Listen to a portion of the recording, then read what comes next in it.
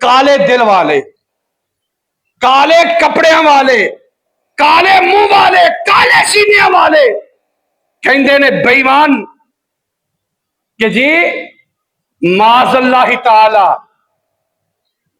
حضرت be be Fatima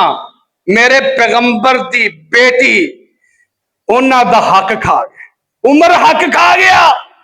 اور کیا جاندا ہے کہ عمر نے بیٹی فاطمہ نو دھکا دیتا،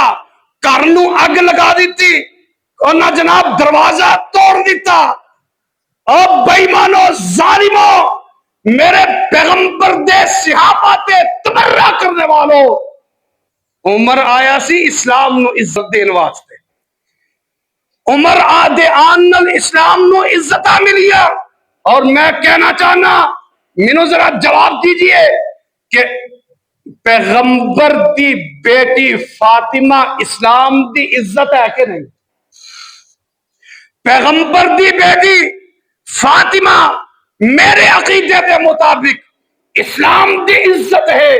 پیغمبر دے نواسے حسن و حسین اسلام دی عزت نے، پیغمبر دی بیٹی دا دروازہ اسلام دی عزت ہے۔ خدا دی قسم میرا عقیدہ ہے کہ اگر عمر نے فاطمہ دا دروازہ جلانا ہوندا،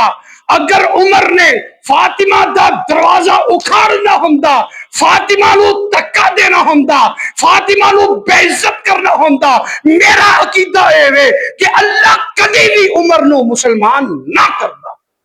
ایک کالے دل والے، کالیاں زبانہ والے، کالے کپڑے والے تے کالے سینے والے